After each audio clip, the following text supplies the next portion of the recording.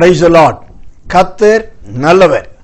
ஆண்டவராகிய இயேசுவின் நாமத்திலும் இயேசுவின் வல்லமை ஒளித்து சார்பிலும் தேவனுடைய ஊழியக்காரனாக நான் உங்களை வாழ்த்துகிறேன், வரவேற்கிறேன், ஆசீர்வதிக்கிறேன்.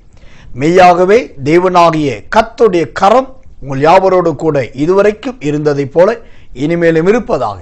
இன்றைக்கு ஒரு நல்ல சந்தோஷமான செய்தி. ஆண்டவராகிய இயேசுவின் அழகும் அதன் அர்த்தங்களும் என்ற தலைப்பிலே நாம் தொடர்ந்து தேவனுடைய வார்த்தைகளை கேட்டு வந்தோம். அதிலே இயேசுவின் அசைவுகளை குறித்து சமீப நாட்களாய் நாம் கவனித்து வந்தோம். ஆண்டவருடைய பெரிதான கிருபையினால் அந்த தொடர் முடிந்து இன்று முதல் இயேசுவின் யாத்திரை என்கிறதான ஒரு புதிய தொடர் செய்தியை தேவனுடைய கிருபையினால் நாம் கேட்க போகிறோம். இது உண்மையாகவே ஒரு மகிழ்ச்சியின் செய்தி. இது உங்களுக்கும் மகிழ்ச்சியாய் தேவனுடைய கிருபை நிறைந்ததாய் இருக்கும் என்று சொல்லி நான் விசுவாசிக்கிறேன். கர்த்தர் நல்லவர், கர்த்தர் நல்லவர். இயேசுவின் யாத்திரையில் இன்றைக்கு நாம் பார்க்க போகிற தேவனுடைய வார்த்தை இயேசுவின் பிரயாணம். கர்த்தர் நல்லவர். அவர் எங்கு பிரயாணம் பண்ணினார், அவர் பண்ணின பிரயாணத்தினால் என்ன உண்டானது என்கிறதை நாம் கவனிக்கலாம். கர்த்தருடைய நாமம் மகிமைப்படுவதாக. லூக்கா சுவிசேஷத்தின் புஸ்தகம் 8ஆம் அதிகாரம் 1வது வசனத்தை வாசித்தால், பின்பு அவர் பட்டணங்கள் தோறும் கிராமங்கள் தோறும் பிரயாணம் பண்ணி என்று வாசிக்கிறோம். ஆம், இயேசு இந்த உலகத்தில் வாழ்ந்தபோது ஒருபோதும் அவர் சும்மா அல்லது வெறுமையாக நேரத்தை கழித்து அவர் இருந்ததே கிடையாது. அவருக்கு கொடுக்கப்பட்ட நாட்களில் பெரும்பாலும் அவர் பிரயாணம் பண்ணுகிறவராகவே இருந்தார். அந்த பிரயாணம் சில நேரம் படகில் இருந்தது, சில நேரம் கழுதையின் மேல் இருந்தது, பெரும்பாலும் நடந்து அவர் பிரயாணம் பண்ணினார். கர்த்தர் நல்லவர். அப்படி அவர் பண்ணின பிரயாணத்தில் இன்றைக்கு நாம் பார்க்க போகிற பிரயாணம் லூக்கா சுவிசேஷத்தின் புஸ்தகம் 10ஆம் அதிகாரம் 38வது வசனம் முதல் 42வது வசனம் வரைக்கும் வாசித்து பார்த்தால் வேதம் சொல்லுகிறது, ஒரு கிராமத்துக்கு பிரயாணமாய் போனார். கவனிக்க வேண்டும், இயேசு பிரயாணம் போனது சுற்றுலா தலத்துக்கு அல்ல, அல்லது வேடிக்கை காண்பிக்கிற இடத்துக்கு அல்ல, அவர் கிராமத்துக்கு பிரயாணமாய் போனார் என்று பார்க்கிறோம். அப்படியானால் அவர் கிராமத்துக்கு பிரயாணமாய் போனதனால் உண்டான கிரியை என்ன? வேதம் சொல்லுகிறது, மரியாளுக்கும் மார்த்தாளுக்கும் உள்ள வித்தியாசம் அங்குதான் வெளிப்பட்டது. அது மாத்திரமல்ல, அங்கு அற்புதமான ஒரு வார்த்தை சொல்லப்படுகிறது, நல்ல பங்கு. மரியாள் தன்னை விட்டு ஈடுபடாதே நல்ல பங்கை தெரிந்து கொண்டாள் என்கிற அந்த வார்த்தை சொல்லப்பட்டது இயேசு பிரயாணமாய் போன அந்த கிராமத்தில் தான். எனக்கன்பான தேவச்சனமே, இந்த கடைசி நாட்களில் ஐஸ்வர்யவான் வீடுகளுக்கும் செல்வந்தரின் ஸ்தலங்களுக்கும் தொழில் அதிபர்களின் இடங்களுக்கும் போகிறவர்கள் ஏராளம். ஆனால் கிராமத்துக்கு போகிறவர்கள் யார்? அவர்களை ஆண்டவர் தேடுகிறார். நீங்கள் விசுவாசியாய் இருக்கலாம், ஊழியக்காரர்களாய் இருக்கலாம், சகோதரர்களாய் சகோதரிகளாய் இருக்கலாம்.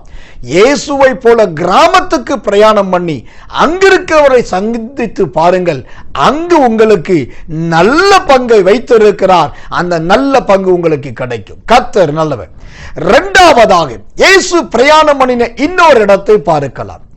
லூக்கா சுவிசேஷத்தின் புஸ்தகம் 17ஆம் அதிகாரம் 11 முதல் 19 வரைக்கும் வாசித்து பார்த்தால் வேதம் சொல்லுகிறது, இயேசு எருசலேமுக்கு பிரயாணமாய் போனார் என்று சொல்லி. ஆம், கர்த்தர் நல்லவர். அப்படி அவர் எருசலேமுக்கு பிரயாணமாய் போனதனால் உண்டான விளைவு என்ன? வேதம் சொல்லுகிறது, அங்கு அவர் பிரயாணமாய் வந்திருக்கிறார் என்று கேள்விப்பட்டு 10 குஷ்டரோகிகள் இயேசுவை தேடி வந்தார்கள். அந்த 10 பேரும் கர்த்தருடைய நாமத்துக்கு மகிமை உண்டாகி அவர்கள் சுகமானார்கள். கர்த்தர் நல்லவர். அது மாத்திரமல்ல, அங்கு முக்கியமான ஒரு சம்பவம் நடந்தது. அந்த 10 பேரில் ஒரே ஒருவன் தான் நன்றி உள்ளவனாய் வந்து ஆண்டவரை துதித்தான். அந்த நன்றியுள்ள மனுஷன் யார் என்பதும் அந்த எருசலேமின் பிரயாணத்தில் தான் தெரிய வந்தது. எனக்கன்பான தேவச்சனமே, உங்கள் அலுவலகத்தில், உங்க ஸ்தலத்தில், உங்க ஊழியத்தில், உங்க வீட்டில் 10, 15, 20, 5, 8 என்று அநேகர் நூற்றுக்கணக்காக இருக்கலாம். ஆனால் அவர்களில் எல்லாரிலும் யார் உண்மையுள்ளவர்கள், யார் துதிக்கிறவர்கள், யார் தாழ்மையுள்ளவர்கள், குறிப்பாய் யார் நன்றி உள்ளவர்கள் என்பதை இயேசு உங்களுக்கு சுட்டி காண்பிக்க போகிறார். அது நிமித்தம் வெள்ளாட்டுக்கும் செம்மறியாட்டுக்கும் உள்ள வித்தியாசத்தை நீங்கள் காண்பீர்கள். கர்த்தர் நல்லவர். இயேசுவின் பிரயாணம் இப்படியாய் அது ஒரு பிரயோஜனம் உள்ளதாய் இருந்தது. கர்த்தர் கேட்கிறார், வாழ்நாள் முழுவதும் பிரயாணம் பண்ணுகிற சகோதரி, வாழ்நாள் முழுவதும் பிரயாணத்திலே அலைந்து கொண்டிருக்கிற சகோதரனை, தேவ பிள்ளையே, உங்கள் பிரயாணம் உங்களுக்கு என்ன பிரயோஜனத்தை கொடுத்தது, அல்லது உங்களால் யாருக்கு பிரயோஜனம் உண்டானது? யோசித்து பாருங்கள். இல்லாவிட்டால், ஆண்டவரே, என்னுடைய பிரயாணம் உம்முடைய பிரயாணத்தை போல நல்ல பங்கை காண்பிக்கிற பிரயாணமாக, நன்றியுள்ள மனிதர்களை தான் புரிந்து கொள்ளுகிற ஒரு பிரயாணமாய் இருக்க வேண்டும். என்னை அப்படி ஆசீர்வதியும் என்று கேளுங்கள். கர்த்தர் அப்படி செய்வார், அப்படி நிறைவேற்றுவார். கர்த்தர் நல்லவர், கர்த்தர் நல்லவர். ஒரு முக்கியமான வசனத்தை வாசிப்போம். அப்போஸ்தலர் நடபடிகளின் புஸ்தகம் 9ஆம் அதிகாரம் 3வது வசனம். அவன் பிரயாணமாய் போய் தமஸ்குவுக்கு சமீபித்த போது சடுதியிலே வானத்திலிருந்து ஒரு ஒளி அவனை சுற்றி பிரகாசித்தது. ஒரு ஒளி அவனை சுற்றி பிரகாசித்தது. இந்த வாக்குத்தத்த வார்த்தையின்படி உங்களுடைய ஒவ்வொரு பிரயாணத்திலும் தேவனுடைய பிரகாசத்தின் ஒளி உங்களை சுற்றி இருக்கும், உங்களை பாதுகாக்கும், அவருக்கு நேராய் நடத்தி அவரை போலவே உங்கள் பிரயாணத்தை ஆசீர்வாதமாய் மாற்றுவார். கர்த்தருடைய கிருபை உங்களோடு இருக்கும். நாம் ஜெபிப்போம்.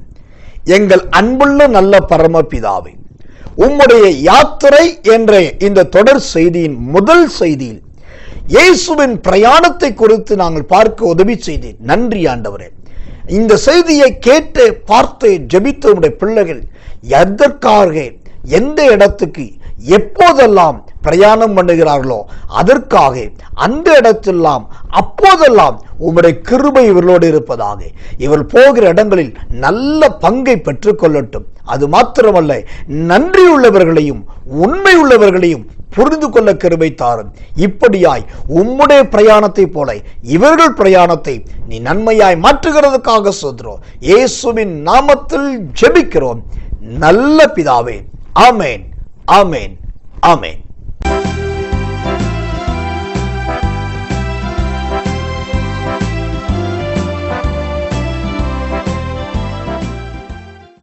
Dear brothers and sisters in Christ, in this moment I would like to share an important prayer request. By the enormous grace of the Almighty, through WhatsApp we send prophetical video messages of Christ in different and deep meaningful titles. As per the Almighty's instruction, this WhatsApp ministry is to be extended through various social networks like YouTube, Facebook, Twitter, etc. To fulfill this God's prophecy, we require one camcorder. It cost around 96,000 rupees. Kindly keep in prayers that above needs to be met out. We trust and believe that your prayers make big things happen. If you wish to uphold us through prayers or to help us, may kindly contact us over mobile or email ID given below. We are ready to give you more details regarding this.